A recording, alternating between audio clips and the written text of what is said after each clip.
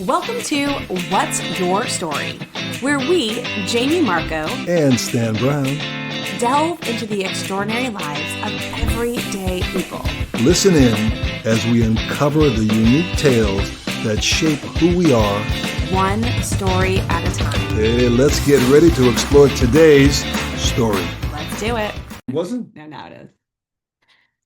Oh, those training for marathons, it's knocking me out. Is that what took you to get to my house today, Dad? Oh, you got to do it like once a year. You got to do this. Ooh. Hi, listener. Welcome back to another episode of What's Your Story? Dad, do you need a moment? A minute?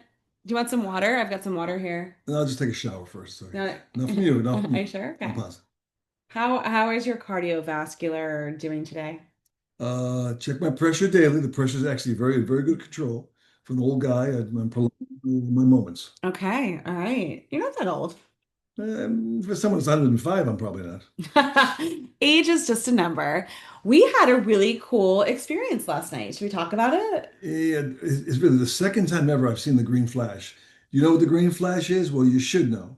If you catch a real nice time at the beach or on the water, and the sunset is bright and clear, uncloudy, as the sun dips slowly and slowly and slowly down to the horizon. When it last finally dips over the horizon, there's boom, a green flash. And you all doubted me because I saw it in a cruise ship once. I worked on a cruise ship and I never ever saw it. But last night you were telling us we're watching the sunset on Siesta Key and it lasted more than a flash. It was like green for a bit and then it was the The coolest thing. conditions were great. It was really, really super. We should have videoed it, but it was great. I know, but like I think that's the interesting thing. We should have videoed it. And that's what David said as well too. We should have videoed it. But here's the thing, when you're always behind the thing videotaping it, I feel like it takes away from missing Oh, out from the moment that's happening, unquestion, right? you actually videotaped it twice. Yeah. Once in the camera, Yes. once up here. I mean, I think that I don't even know if the camera would have caught it, but you would have been so focused on your camera versus what you're seeing. And it takes me back to like a conversation I had about how we use our cameras so much today to capture video, to capture pictures. We're out for dinner, take a picture of friends. To capture life. Right, to capture life. But I think that what happens is that so often people are so focusing on capturing life behind the screen. They've missed the whole life thing. Yes, exactly. And I know there's no shortage of people that are obsessed with their phones and their screens, looking at them all of the time, that it's like why we have this nasty cycle of people that are in depression and suicide and mental health problems because they're seeing the best moments of everything else people But are you have to doing. understand the phone is an amazing device, of course. It's only been here a short period of time in the big scheme. So people are Yeah. just still getting adjusted. They're getting sucked into that vortex. Well, and I think it's really bad. I think there's a whole thing about keeping up with the Joneses. If I have a party at my house, I don't ever take pictures and like post them online. I'm not saying there's anything wrong with that, but I don't do that for a couple reasons. When I'm here, I want to be fully present. I don't want to worry about my phone. My phone actually is not even with me most of the time when I'm doing that. Second reason is I don't want to post something and then someone feel bad that they couldn't be there, they weren't there, they're missing out on something. Like I'm really am trying to not cause more mental health problems in the world. You can actually increase that level. I don't know. Folks, you alone control your reality. It's true. It's It's just, I true. I don't lie. I mean, don't lie. I'm your father. I'm your father. I don't lie. well, our guest today, I don't know Can he him. hear us now? No, I don't think so. Oh, good. But I don't know him, but I'm interested to let him in. Neither one of us know him, but should we just let him in? Hold on, hold on. I don't think Zoom will allow you to hear that. So we just let him Who's that knocking at my door? in. Let's let him in. I have no idea Admit him. what we're going to expect or what's happening here. So let's wait for him to come into the room. His name is Jeremy. Can I call him So, JR? you have to ask him. Maybe he goes by that. We don't know. Hi, Yeah, maybe. Jeremy. You're on mute, so come on off, my friend. We're so excited to meet you. We can't hear you. I I'm sure once we do hear him that it is going to be like, wow, hello. What's happening? It is so nice to meet you. Thank you so much. Likewise, I really appreciate being able to connect with you guys on this beautiful, beautiful day. Yes, us too. So I'm Jamie. That's Stan. I don't know if you were able to realize that. I'm out of it. But my dad just said, can he call you JR? Do you go by JR? Is that even You a call me whatever you want, sir. Okay, Phyllis, let's get this thing started. I love it. I love the energy already. Oh, you don't even know the can of worms you just opened You up. open that jar. I am an open book, so the jar can stay open. Well, it is so nice to meet you. We were just talking about the mental health of people in the world right now and about how there's all these new factors that are around today that weren't here 20 years ago that impact people's mental health. And we'll get into that with you because I know that you speak to people and help them kind of get out of those voices in their head, help them find peace and strength through your coaching and the other stuff. We're going to find out where that all came from. But before we do, we want to hear from you. What is your number today? And what we mean by that, we do this with all of our guests on a scale of 1 to 10. 1 being it's a day that you should not be peopling and you probably should have rescheduled this podcast. To a 10 Not too being late. Not too late. That's yeah, we're live, but we're not live. To a 10 being a day that there's not a worry in the world, nothing is bothering you. You are like 100% like I know. I think 10s are like four-leaf clovers, but we do Jeremy, another Jeremy actually. Unicorns. Yes, he is a unicorn, the other Jeremy we know. But he was a 10. But it's your day. So, Jeremy, what is your number right now? so I would say my number is a 10. Oh, there you go, unicorn. Okay. Yeah. Tell us about that because that is very rare. Yeah, so for me personally, I see life and I see time very differently. So even when dealing with any type of adversity, even when having any problems in my life, for me, those are all opportunities to grow. So the fact that you get blessed with a day and you get to be another alive and be a human being on this beautiful earth, knowing that we all have an expiration date, like it would be ridiculously ungrateful for me to say that I'm anything less than a 10. Wow. Now And you that's just my perspective that truly keeps me grounded because I have a beautiful relationship with our creator, and for me, I showcase my gratitude towards him giving me the opportunity to live by exercising my experience on this earth at the highest level as consistent as possible. it's probably safe to say the situation was not always this. Something put you in this direction and on this path, correct? How long Correct. ago? So just to put this into context, I tried taking my life personally, like attempted, not thought. I tried taking my life 15 times. Wow. And every time either the gun will get it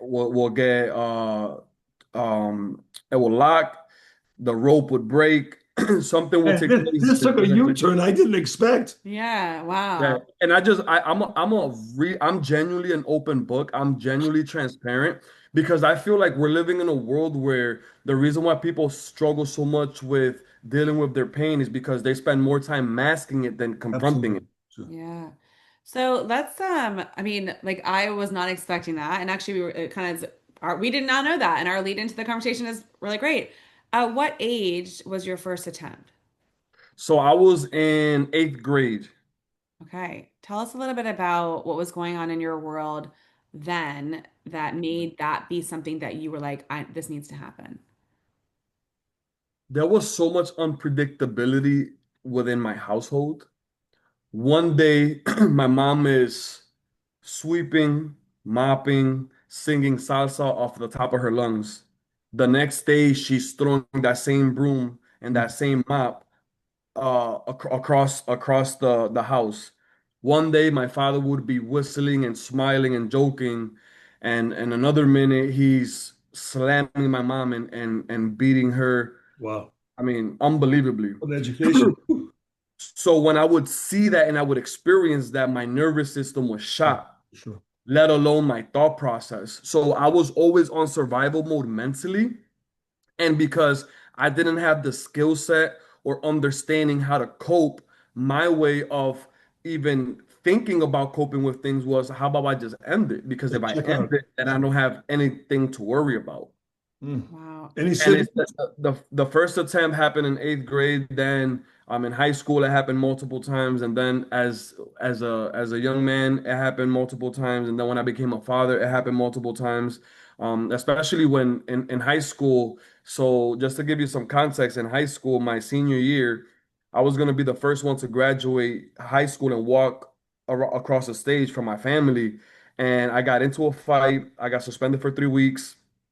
I wasn't able to walk with my class Oh, boy. despite me being, having good grades, ninth grade, 10th grade, 11th grade. So that was a severe moment in my life because not only did I feel like a failure, but my parents that were already struggling with shame felt like failures. That led them to go deeper into the depression.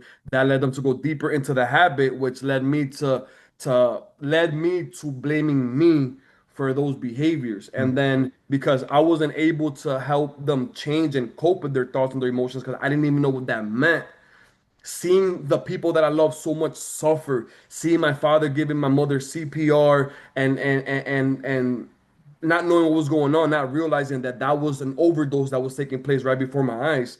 Like when I see all of that, it's like, man, so I'm like, okay, you know what? I'm a loser. I'm a failure. Like, what's the point of being on this earth? I'm already making the people that brought me to this earth suffer even more than they've already have. And it was just like a vicious cycle, which is even thinking about it, talking about it, it just gives me the chills because a lot of people appreciate my energy, but Sure. I don't think they understand the depth of my transformation. Yeah, well, that's what this podcast is all about, right? That's the thing. Was it a what or a who that turned you around? What It changed that direction? was it was a what? And I want to get to that in a second, but before we do, I want to dive back. Do you any siblings? Do you have any siblings? Yeah, I do. So I have my sister, my little sister. I have an older sister, older brother, and then I have a younger brother. I met my older brother, my older sister later on in life. So even though we're connected and stuff, we didn't have the history the way me and my sister did because we both came out of mom and dad. Got it. So let's just before we talk about what was that turning point, eighth grade, you're I think what like 13 years old, maybe like Yeah, 13. So 13, hormonal, first 14. of all, like all hormones are going crazy, right? So it's a really hard time in place. It sounds like there was domestic violence happening in your house, and I heard that correctly. And then you say, you don't want to be part of this. You didn't know how to navigate it. You were at that time, were your younger siblings alive at that time? So my sister, she's 31 now, going on 32. I'm 39. So when I was 14, 13, she was about 6, 7 years old. So, okay, so you're in school and you're going to school and you say that's it, I'm going to end my life. What was your method the first time that you tried to commit suicide? What did you go towards? What did you lean into? So I tried hanging myself. Okay, in your house. Yeah, my house, yeah. Not easy. And Yeah. so that it's pretty real. And I know, listener, listen, I know you might be like, wow, Jamie, you're getting into this, but the reason I want you to talk about this is because we have over the last 15, 20 years seen so many children that age take their own lives. Hmm. It's horrible and for all different reasons. So you were in a place where the things were happening with your parents. You weren't able to navigate those emotions, which I'm sure you were taking that on into school. Was there anything else that was driving you to make that decision in that moment besides the domestic violence happening in your home? Uh, I would say the thoughts that I had experienced at that age. I had a lot of questions. Like, why is my father always hitting my mother? Like, Mhm. why is my father happy one day and sad the next day, angry the next day? Why is my mother happy the one like I didn't know that it was substance abuse, No. right? So I had to learn psychology early because as I started to get older, I started to realize, okay, like I have to survive in this environment, right? I have to figure out a way to survive in this environment. So what I would do is I would be outside as much as possible, spend time outside and do outside stuff. And then what I would try to do is I would try to sacrifice myself when I would feel the moment happening. Mhm. Like so I would study I started to study my father, I started to study my mother, and when there's patterns. And when you start to recognize the patterns, what I will do is I would try to go and like hug on my father. I would try to go and hug on my mother. I would try to disrupt the pattern. And sometimes it would do a good job at buying me some time. But the problem is that the anticipation of doing a drug creates excitement because you know that it's coming. While you're on the drug, you're in a decent space. When you're coming off of the drug and then there's no money to create that anticipation again, that was the storm that I had to deal with the most.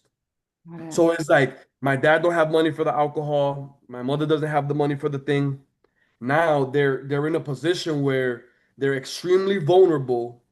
That's where I would try to do and give the most love. Yeah. But unfortunately, even though it would buy me a little bit of time, the antsiness would just build and the emotions would amplify, and little by little it would just become that chaotic environment again where I would have to go under my bed and just deal with that storm because I wasn't physically in a position where I could defend either one. Yeah.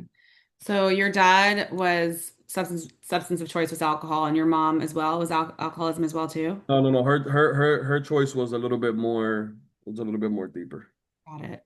So, and what did you have, or who did you have in your world at that time to talk to when this was going on? Was there anyone there to talk to that you could find help at all?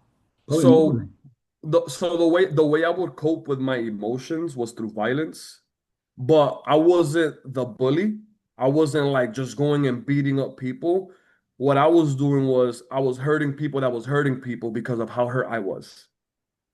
Mm, So this is my target. I know that this person is hurting these people. I want to go for the biggest, baddest guy because at that I didn't care for my life. Sure. So for me, it was like a double benefit. Not only do I get to protect somebody, but if something happens to me, that person is doing me a favor. So the bigger the risk, the bigger the reward was in my mind. mm, yeah. So so that and then what ended up helping me buy time with my anger was I had a coach. I ended up playing, I started to play basketball sixth, seventh grade. I had a basketball coach, so like I would be very aggressive on the court, yelling, swearing, all of that. So my coach started to consequence me through limiting my time on the court. Mm, Every time I would swear, he would sit me down. Every time, and I love basketball because basketball allowed me to have a healthy outlet where I didn't physically have to put my hands on somebody, even though on the court there was times that I did want to do that.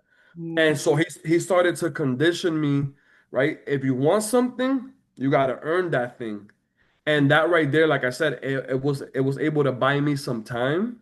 yeah. So it kind of like just it led me to not doing as many of the things that I would have done if I didn't have basketball and I didn't have that coach. And yet it still wasn't enough to stop you from attempting to take your life. So, how do you at 13 even know about doing those things? Like, how did you even know that that was a way to even take your life? So I didn't, right? Like I didn't. I knew that I wanted to end it, and the it was the pain. Hmm. So ending it would be ending it all. Right. So it wasn't like I got this genius idea or this incredible thought or I saw something. It was more like, okay, this has to stop. Like this has to stop. I have to end this. I have to figure out a way to end this. And I just I got this idea of like, you know what? What if I take a rope, Hmm. I put it around, I tie it around my closet, my closet, the bar in the closet where you hang up your clothes. I go on a chair there and I just attempt it. And it's so ironic because this was like I attempted it while my father was and my mother were engaging in their stuff. And when I went to go to actually like just let go, the chair happened to fold prematurely. And it's just like I ended up slipping. So like I didn't have like a tight grip of anything. Right. It ended up slipping. And then at that for right there, I was just like again, it's kind of it's crazy because even talking about this. it's like, man, this is what has led me to have so much empathy for human beings. Because what I've realized is that everybody has their own version of pain, Sure. and everybody masks their pain in their own way to the best of their ability. Hmm. And when you truly understand that, like a 13-year-old kid, 14-year-old kid trying to take his life, a senior kid blaming himself for his parents suffering and doing more drugs, trying to take his life. Like these are things that I'm not the only one that experiences these things. Hmm. But if you hadn't experienced that, unfortunately, you wouldn't have the same depth of empathy for somebody else because you've been there, you live there, and how painful it is. 100%. Did your parents know that happened that day? No. Are they still around? So I actually just lost my father on March 31st of this year. I'm Sorry. sorry. And it's crazy because, again, how I told you, my way of showing God gratitude is through really maximizing my experience on this earth. So death can do two things. It can give you permission to suffer, or Hmm. it can give you permission to really take things to the next level. Hmm. And there was moments of suffering because there was, but for me, I understood I've already suffered enough while being young. Yeah. I've suffered enough as a young adult. So when I think about my father, I suffer over the fact that I'm never going to see him again. But I also have to understand, and this is a hard pill to swallow for your listeners. I have to understand that I have to minimize how much I'm emotionally affected by somebody else's decisions and the bed that they end up making for themselves. Mm-hmm. So on from March 1st to March 31st, I watched my father lose his kidneys, his lungs, his heart, his mind, and his life right before my eyes.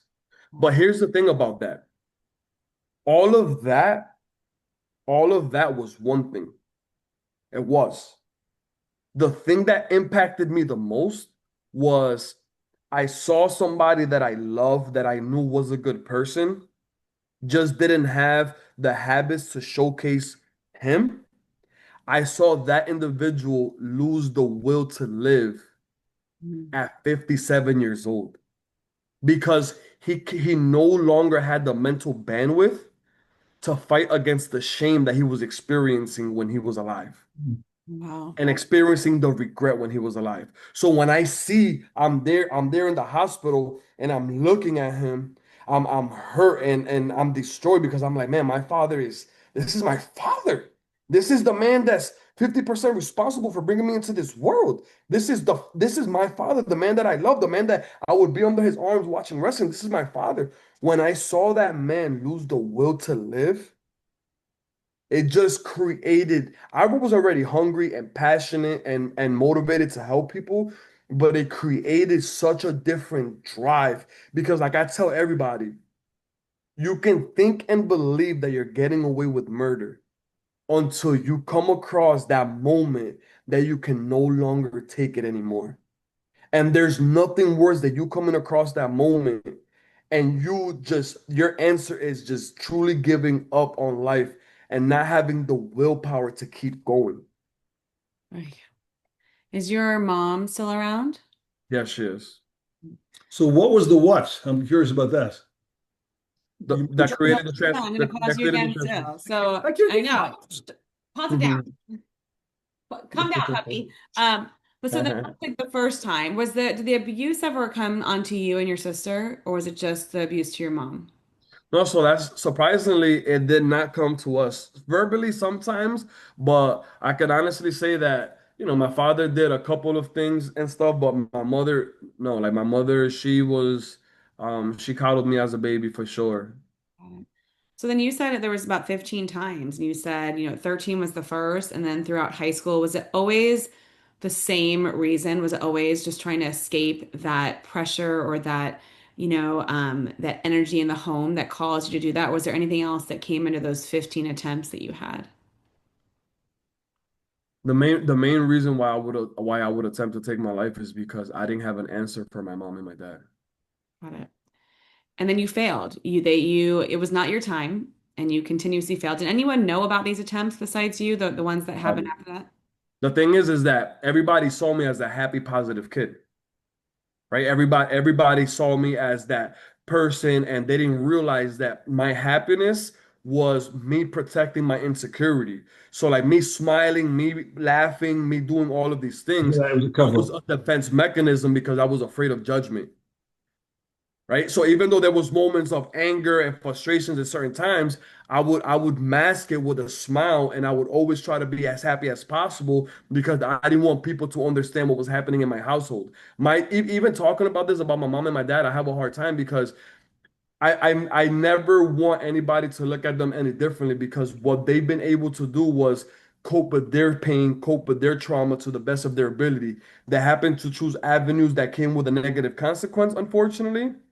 But my love, my passion towards my parents, it's never digressed. In fact, it's actually like amplified because I'm like, for you guys to experience what you experienced as a kid, for you to indulge in the activities that you indulge, for you to go through all of that shame, all of that guilt, all of those fears, all of that stress, and me and my sister still have food on our table, we still have a shelter over our head, still have clothes on our back, like, what? Yeah. What? It's just always been like a driving force. Like people that were dealing with what they dealt with still didn't give up on me. Hmm. How long ago was your last attempt? My last attempt was on I had a seminar. It was 2021. So not too long ago, 4 years ago. What was going on then in your world? Because you said you're 39, so Yes. about 35. So what was going on then in your world? So this is so transparent. This is the first time I'm gonna share this, right? So I'm in a seminar. I'm doing a seminar called The Better You. It was my first co- it was my first it was a conference. It was my first conference that I was doing after attempting to do conferences before that they've all failed. It was my first conference, 2021. I'm there. I'm doing my thing, very animated, very passionate. I end up doing an intervention. I ended up doing an At intervention the seminar. at the conference. I'm in the Hilton. I end up doing an intervention. That intervention bleeds over into my past, and I'm like, it provoked thought, and I'm like, how can I be in such a high and such a low at the same time? I'm like, Screw this, like screw this. I ended up, everybody was on fire, feedback was phenomenal, everything was great. Internally, that intervention caused like everything that I have thrown under the rug, it Came back just up. poof, just came back. And the first thing that I thought about was, oh no, no, no, I am not about to deal with this again. Because at this point, I still haven't had a life coach. I've been doing personal development, but I still haven't had a life coach. So I've done a great job at putting a whole bunch of band-aids on my problems, but I've never created surgery into my subconscious mind. Jeremy, was it an intervention with somebody else in the audience? In the audience, correct? They responded they were having a problem or something? Or Tell us about like what that was, what was going on. Yeah, so basically the I don't want the to keep that stuff in the carpet for now. I don't want to lose you again. for sure. So that the intervention, I don't want to get too much into Sure. details, but what that intervention did was it really made me see a lot of me in the person. I Got got it. you. You Okay. identified. Yeah. Correct. And Hmm. I felt the pain, like I felt the pain so much that it triggered everything that I thought I had overcame. And they shared that with their entire group. It came out of nowhere. Yeah, we were having intervention. Here's the crazy thing about it. I'm having the intervention with the person. The person is crying hysterically, liberated. Oh my God, not even therapy was able to help me with this. So they were having a release. They were doing good, and They you were having a release, not realizing that everything they released ended up going on to me. And I'm there and I'm taking pictures. I was on a high. And as soon as I like as soon as I left, that I was by myself, Boom. I crashed. Wow. So what do you do then? As far as the attempt, or Yeah, like what happened? so I ended up sending a message to all my family. Listen, I am all set. I realize screw this, screw this, screw this, screw this. I am a loser. I will always be a loser. Like whatever. So I had my gun license. I had a gun in my hand. I was in a parking lot by myself, and I attempted to shoot, and it locked. And I'm like, it did not shoot. Simultaneously, my mother calls me. Wow. And when she called me, she tells me, yo, this is so deep. And She if you, called me. this is too much, we can stop. You tell No, me. no, I love this because I've already done the work, right? Okay. So this is where I could talk about this. This is like this doesn't trigger me anymore, thankfully. She calls me, she tells me, my ears are red. Are you okay? Mm. When my mom's ears are red, that means that she has an intuition that there's something wrong. Oh, she didn't get the early. You only texted your immediate. You didn't text mom about you having a problem. No, Okay, no, because with my mother, I did not want to put her so in that the predicament. worst. Sure. Yes, literally.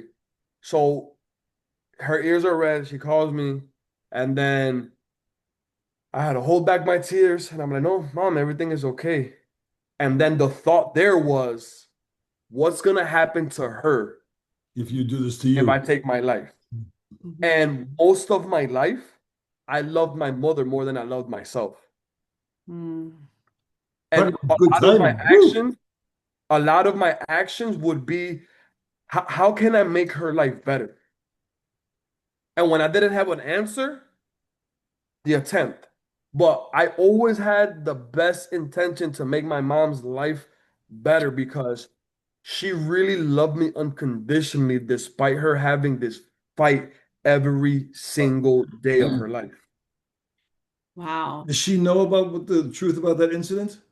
No, Will Wow. she listen to this podcast? no, Okay. All right. I'm like, I don't want this to be like the release of the answer. no, no, no. So at that moment, that sounds like the what came pretty quickly after there. So at that moment, the the what didn't happen then. The what of the original change to get into personal development, that was another story. I'll share that first, and then I'll share what took place after. Sure. It's your story, So so you go. yeah, so this is so crazy. When me and my son's mother broke up, again, I didn't have the skills to navigate through my thoughts. I didn't have the skill set to cope with my emotions. I had all of these beliefs around what things were supposed to be like when you break up with your child's mother.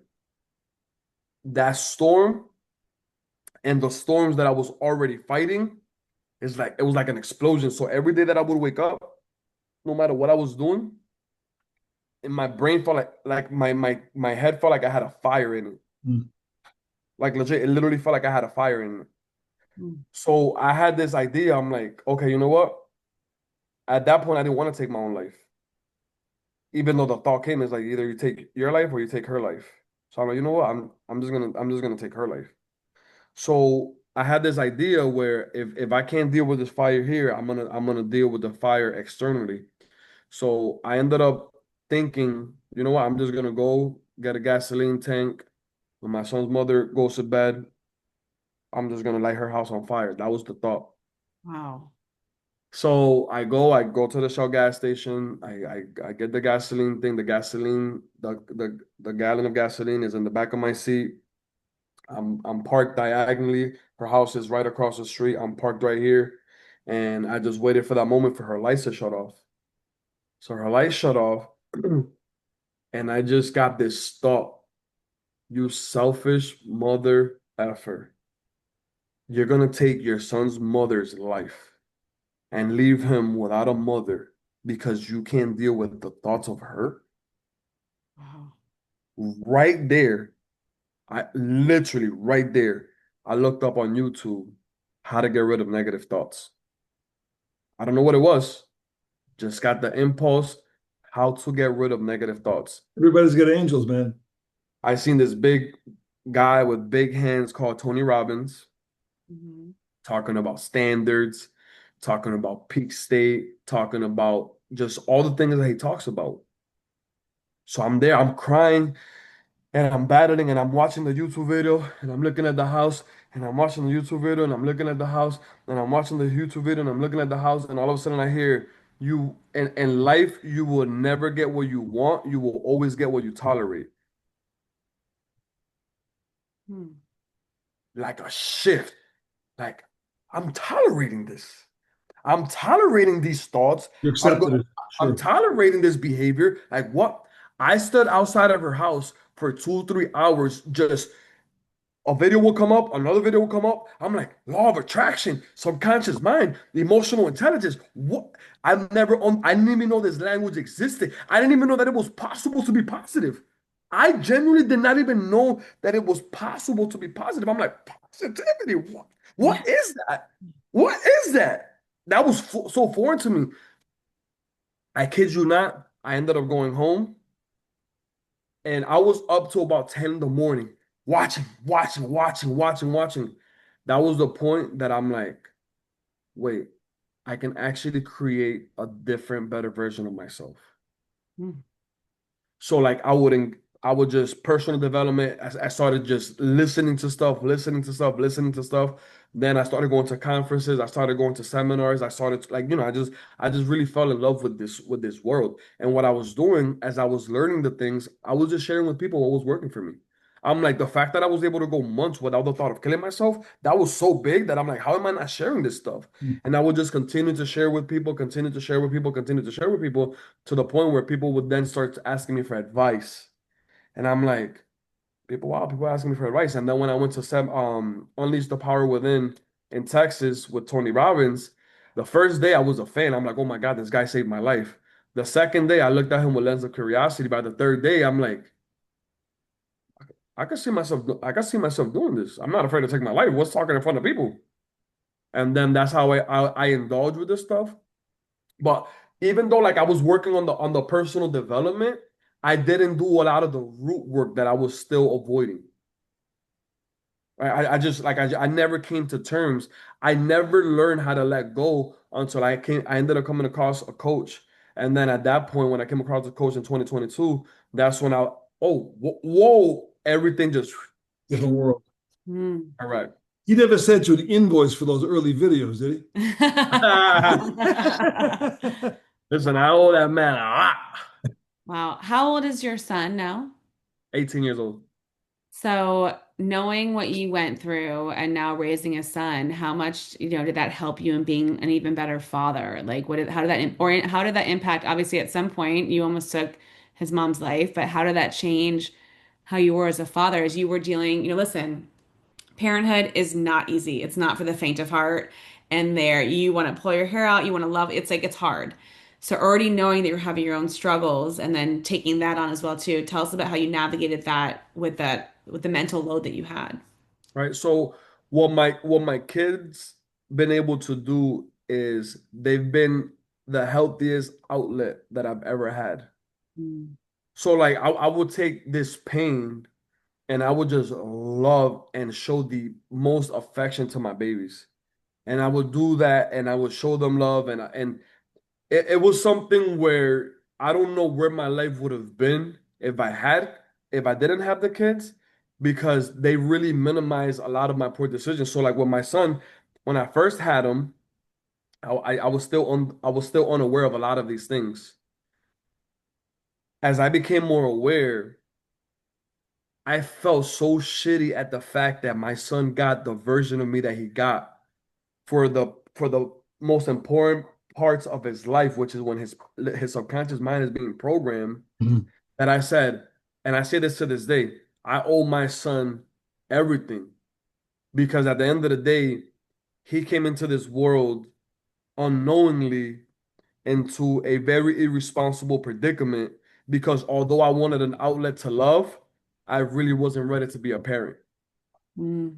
When you were young, you must have been what, like 20 years old? Yeah, 20 going on 21. Jeremy, you're at a point in your life now. You've gone when you mentioned the intervention on your own seminar. I thought right away Tony Robbins, because that happens on a lot of his seminars. People just open up. But you're at a point in your life now. Do you ever look back and don't recognize who you were? To be honest with you, man, like that question is so humbling because it's one of those things where it's wow, wow, like I didn't know what it was to genuinely love life. I didn't know what it was to have this confidence. I didn't know what it was to be able to manage my thoughts at will. I didn't know what it was to create the emotional home that I want, let alone teach all of that. Going from EBT, Section 8, struggling where I had to sell marbles to buy myself chips and limbers to living with my wife in a one bedroom apartment where she was paying for everything. We would have to step over prostitutes and drug addicts to bring my son to school. Literally, they would be outside of our doors. I would have to grab my baby, step over them, seeing people on the floor with needles stuck in their hands, to now living in Wesley Chapel, Florida, in a neighborhood to die for, with a mind that people literally pay to get doses of. It's like it's incredible, but for me, what's more incredible is that I have the confidence to be transparent enough to Mhm. give people hope that change is actually possible. You went from total darkness really into total light. Once you're in the light, you're not going back. 100%. Oh. Was the coach that you worked with a Tony Robbins coach? No, even though I had last year I had worked with a Tony Robbins coach. This person, she had came into my life in a very, very pivotal moment, and she knew about Tony Robbins. Um, she was very invested in the game, but what she was able to do that nobody was able to do, because when people were seeing me publicly, I will put on a great facade because again, I used to fear judgment. What she was able to do was she was able to confront my truth. Hmm. You How did can lie. you get connected? How did you get connected with her? So she happened to be the wife of my wife's father. Oh, wow. Okay. So like a mother-in-law kind of figure-ish. Got it. Okay. Well, Thing is that my wife and her father, their relationship has always been very disconnected. interesting. So when we connected, it just happened to be something where we randomly were on a couch, we were having a conversation. Hey, I've heard a lot about you. I've seen a lot about you. At what point do you believe that you'll stop being full of shit? Wow, that's she said that to you? Yes. And I'm like, oh. Is that exactly what you said? I was literally lost for words because accountability has never been something that I shied away from.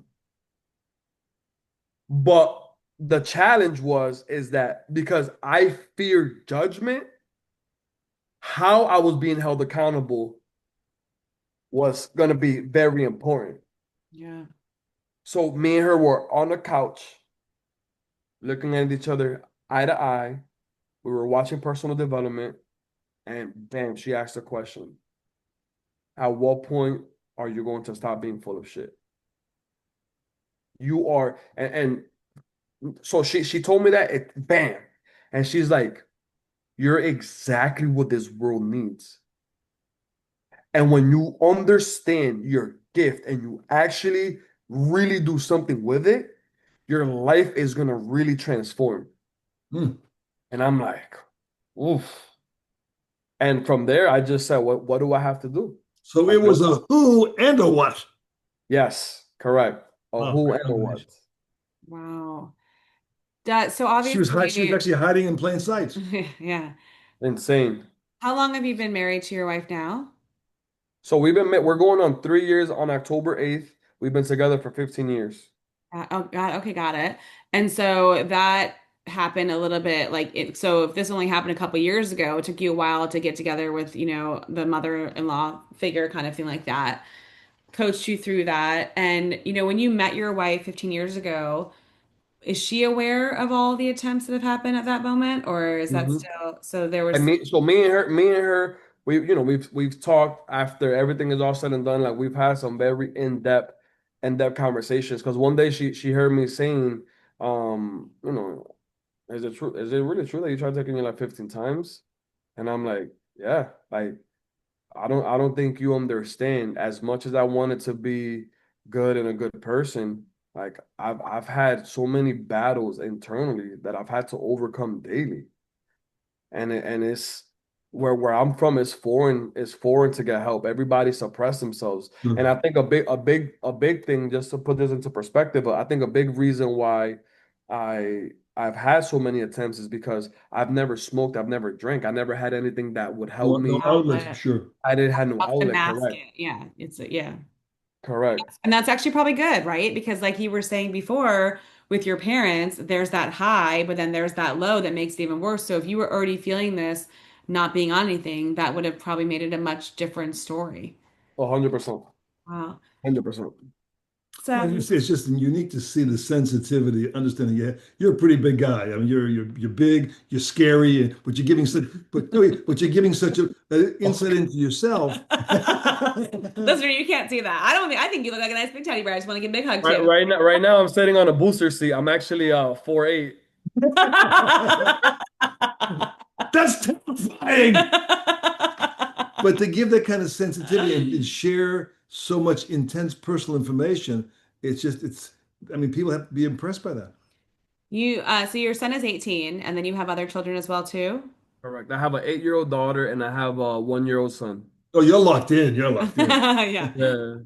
Yeah. Do you have talks with your son about these feelings that you had and what you went through? Does he know about what you've gone through? Obviously, your Yeah. job. So with my son, I've been a very, very open book because I wanted him to understand, number one, where my behaviors were coming from, Mhm. what was happening while I was working on those behaviors, but most importantly, I gave him the platform to hold me accountable.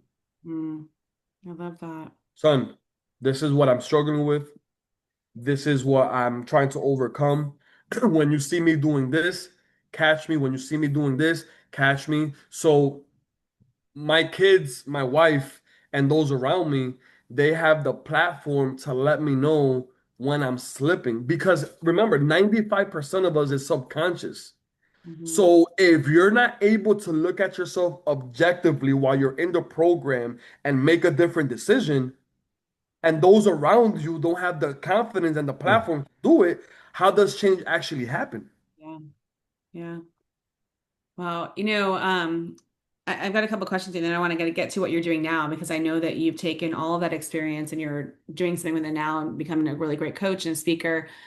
But let's talk about like kids. No, I don't know if they're listening to this or not, but parents understand that as well too. Whether they are struggling with what you went through or just life in general. And we were talking earlier about social media. I like to call it fake book and all that kind of stuff out there.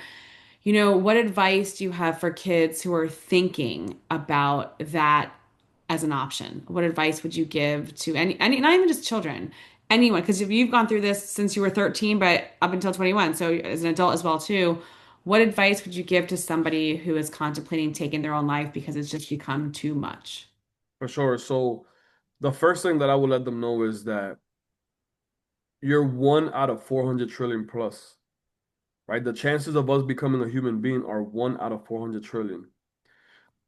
What does that mean? That means that your life is a lot more valuable than you understand it because you're believing your thoughts more than the value that you have. Mm. Then I'm gonna bring them in through the actual process that I went through. I'm gonna sum it up. The actual process that I went through that allowed me to have this massive conviction where not only do I value my life, but it's allowed me to have an awareness that has raised my standards to really fighting for the life that I want and not the life that I settle for. Yeah. So when I was very insecure, needed validation, I struggled with me, right? I'm like, where do I start? How can I even begin to transform? And this is a big reason why the mental wealth life coaching is to help those people that they're massively successful, but internally and emotionally, they're not as successful. That's because they've never experienced this process. They thought like me that if you get everything on the outside, that the inside was going to be decorated, not realizing that you're still going to have to deal with the inside. Mhm. So the first step that I had to learn how to do was I had to learn how to accept myself, the good, the bad, the ugly. I realized that a lot of my behavior came from the need of significance. Like Tony Robbins says, there's six human needs.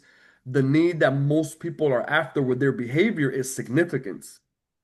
So I'm like, man, I want everybody to accept me. How about I cut out the middleman and I just accept me? Mm. But the problem was is that I was willing to accept the good and somewhat of the bad, but I wasn't willing to accept the ugly. Mm. And Mm. it wasn't until I came to terms where I was like, listen, this is me talking to myself. You're not the first and you're not the last. We all have things that we're proud of, and we all have things that we're not so proud of. At the end of the day, it is okay. Because I struggle with shame so much that I was always trying to avoid it. And it wasn't until I said, you know what? Let me put my guard down and let me just be okay with not being okay all of the time. That's a start. Mm. When I accepted the good, the bad, and the ugly, that was one load off of my shoulders. Then I'm like, what's next? I have to learn how to respect myself. I don't respect myself. I didn't know what that meant. For me, respecting myself was not allowing somebody to disrespect me, right? And for me, my indication of respecting myself was violence. Like, you're not gonna talk to me like that. You're not gonna do it. Mm. And that was a very ignorant way of me respecting myself. What I realized is that I had to learn to respect myself, and that came with two layers: learning how to say no and learning how to implement boundaries consistently. Mm. When you learn how to say no, your yeses become a lot more powerful. Mm. But it's not just about saying no to other people, it's saying no to yourself.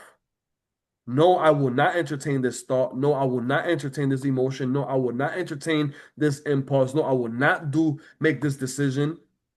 And I went on a 30-day yes fast where I could not say yes for anything. I had to get comfortable with saying no. And I had to learn to get comfortable with saying no without creating a story, without lying to myself or lying to anybody, because I struggled with that. Why did I struggle with saying no? Because I was such a people pleaser.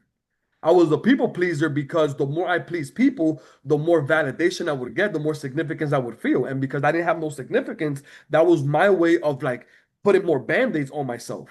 Wow. So I had to learn how to say no, and then I had to implement boundaries that were non-negotiable. Does this environment deserve you? Does this friendship deserve you? Does this relationship deserve you? No. So accept myself, respect myself. Then I had to learn how to build my self-esteem. My self-esteem was shot. I mean, I was raised by an insecure man that was people pleasing, right? So the behavior just created a domino effect. So there's three layers to building your self-esteem. Your self-image. How do you see yourself? How do you feel about yourself? And how do you treat yourself internally? People do a great job at treating themselves like shit. And I say, if you can treat yourself like shit, can you imagine what your life would be like if you worship the ground that you walked on? Mm. So I went from seeing myself as this poor little kid, this poor me mentality, and feeling like I was worthless and treating myself like I was worthless to I am a king. I see myself as a king. I treat myself like a king. I feel like a king. And every single time that I take a step, I see a red carpet. Right? That was like my analogy. No, there's a red carpet under your feet. You are God's child. There's no way that you're worthless. There's no way. The problem with that is that my words will say something and my body will feel something different. Mm. It's like I'm a king, but I feel worthless. Mm-hmm. Because it's just words unless you really, really believe it. Correct. So what I ended up doing was I ended up immersing and studying confident people, studying people that I believe has high self-esteem. And I would go to sleep watching these interviews and I would wake up watching it. And then little by little, the characteristics of these individuals that were confident kind of like rubbed off, right? So I was able to do the self-esteem part. Then the self-care part, the self-esteem is how you build the inside. The self-care is often translated as nurturing your self-esteem. What people don't realize is that how you care for the outside and how you care for the inside a lot of times are two different worlds because most people care for the outside to avoid the inside. Hmm. So I'm like, if I can just deal with the inside, nurture the inside, then I can prioritize the outside by grooming myself, by taking care of myself, by prioritizing myself, then I'll be in good shape.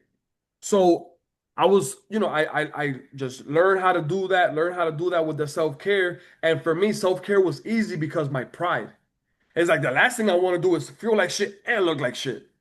Right. Right? So They at both least feed into each other. Yeah. correct. So at least me looking like shit would mask me feeling like shit, which allowed me to not get judged as much. And then by me looking, that's why I was very flashy when I was younger, because by me looking the part, having the jewelry, looking like I was important, it bought me time on how unimportant I felt.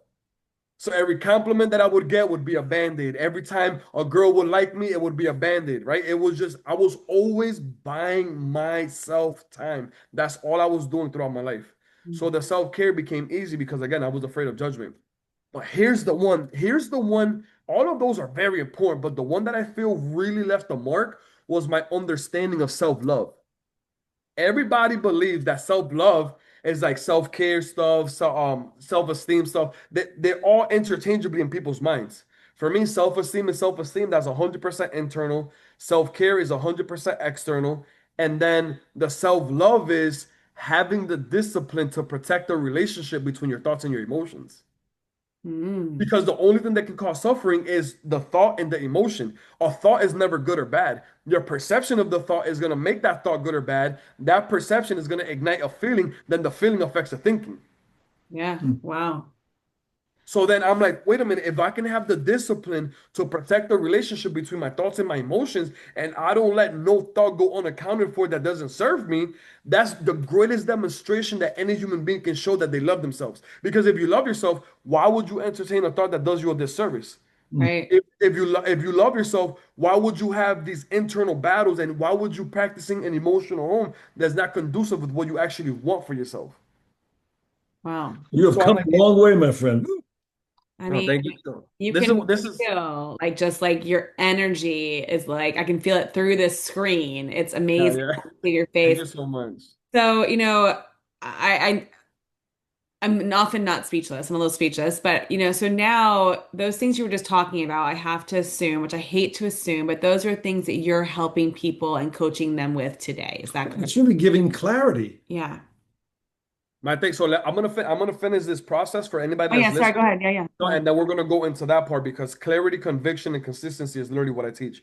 Yeah. So one, if you can just become a security guard to your mind and a security guard to your emotions, that's how you learn how to prioritize your mental health. And we'll go deeper into that.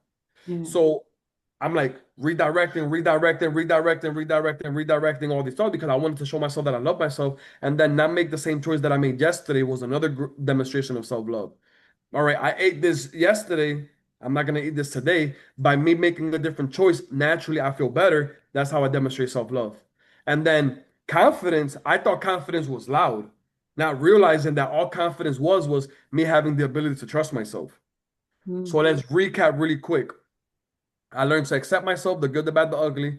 I learned to respect myself by learning how to say no and implementing boundaries that were non-negotiable. I learned how to build up my self-esteem by changing my self-image, changing how I feel about myself, and changing how I treat myself. I learned how to prioritize my self-care even more, not from a defense mechanism, but because I prioritize the one canvas that God gave me. Self-love, having the discipline to protect the relationship between your thoughts and your emotions, not making the same choice that you made yesterday. Confidence is just doing what's hard consistently. That way you can learn how to trust yourself despite the situation. If you do all of that, and what I love about all of this is that all of this is self, self, self, self, self. If you do all of that, the fear of judgment no longer exists. Once the fear of judgment no longer exists, that's an alley for you to find your purpose and actually exercise your purpose. Wow.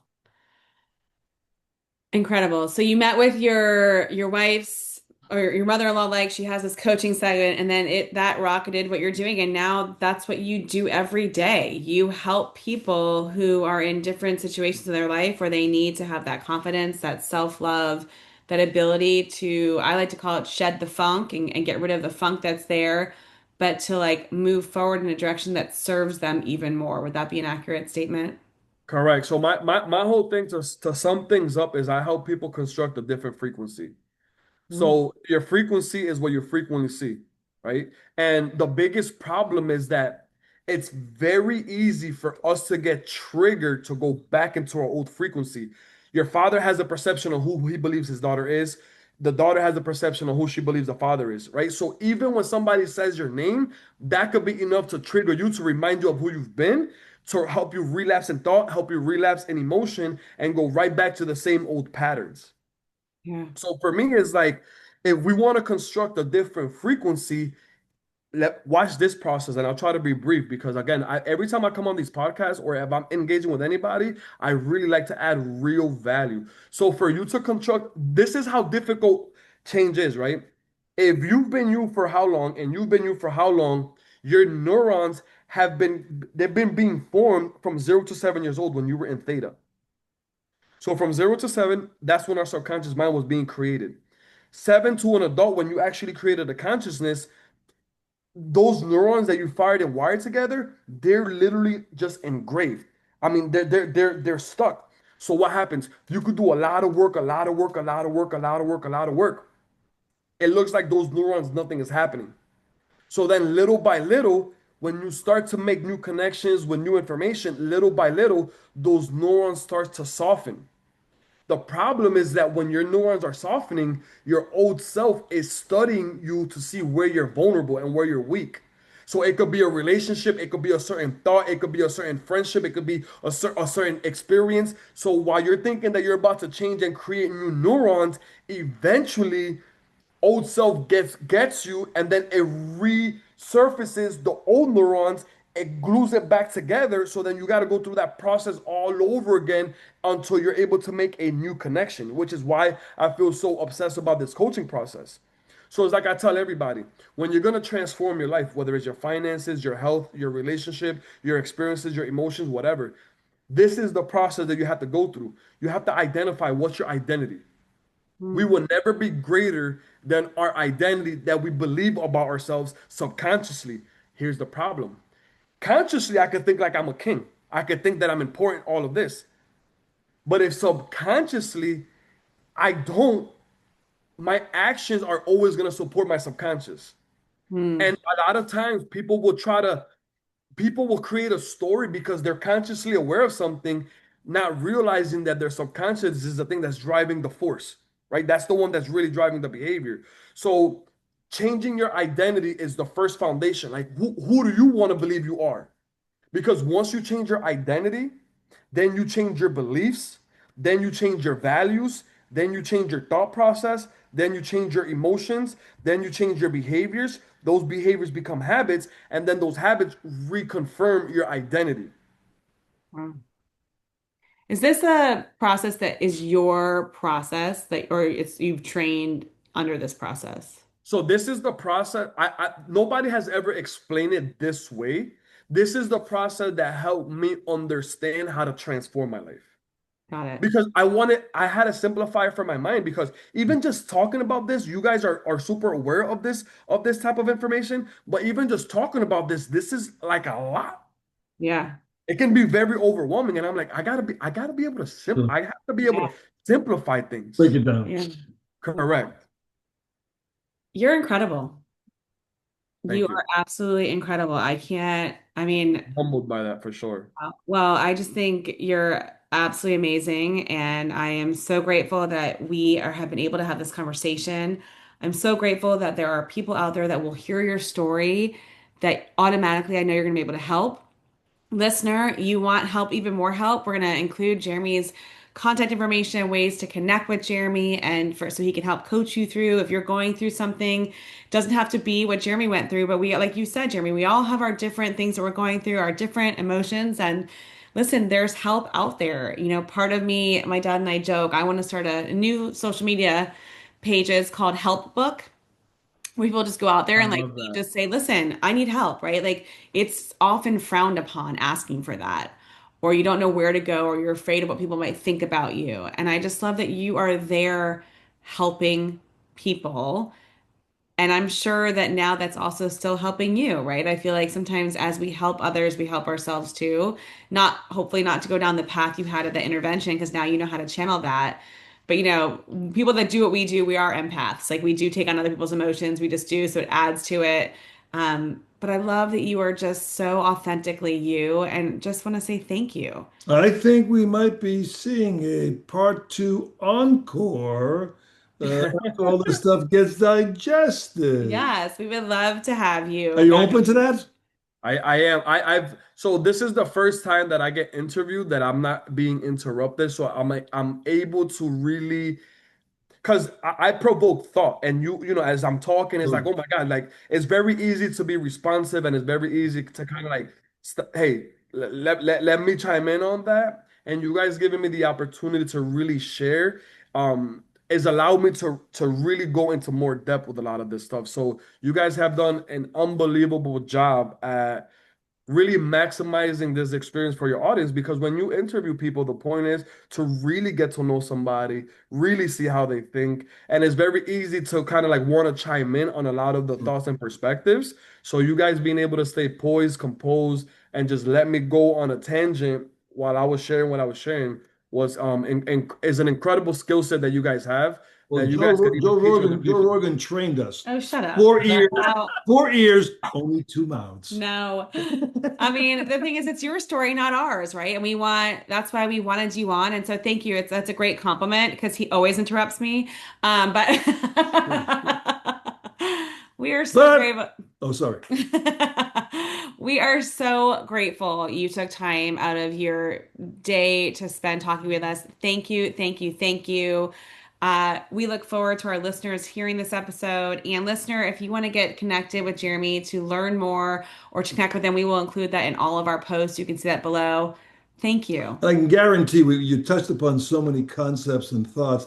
I'm sure everybody got, even if you get just a snippet today, it's a snippet towards that, to a brighter light, unquestionably. Thank you. For sure. Yeah, no, absolutely. And for any of your listeners that are really in a position where they're hung. So for me, a lot of times, and I'll leave you with this, a lot of times people think that there has to be something wrong for you to get coached. No, No. for you to get a coach is because you're hungry for more. You want to tap into a different greater level than you, and you just want to be able to grow so that you can contribute to more lives.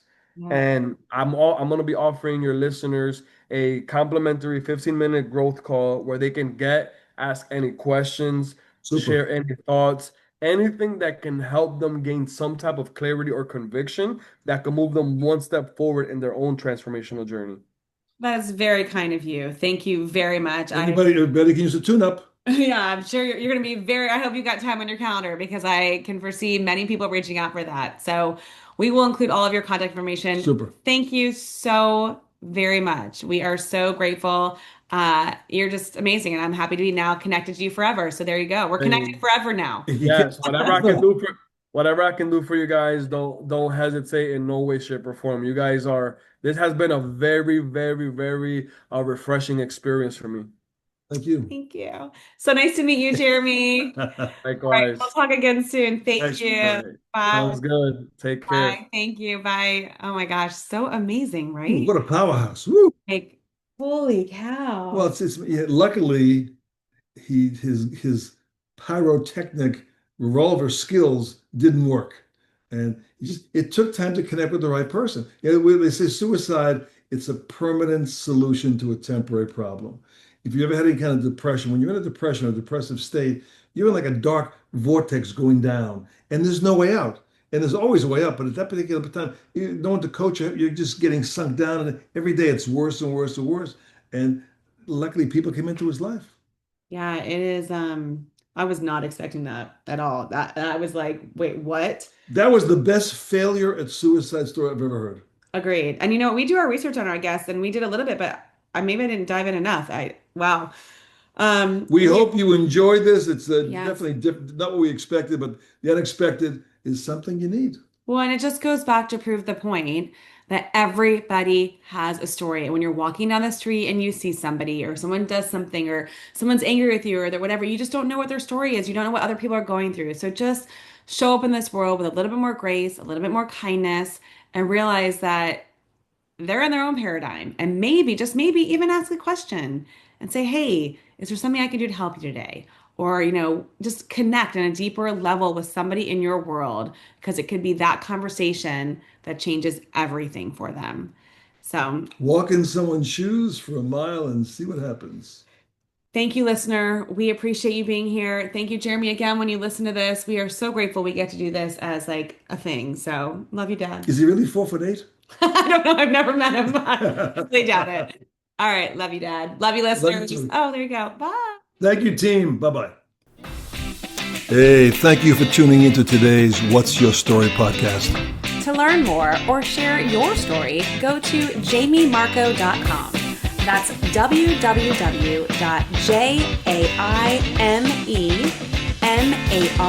www.jamiemarco.com. And we will see you next time.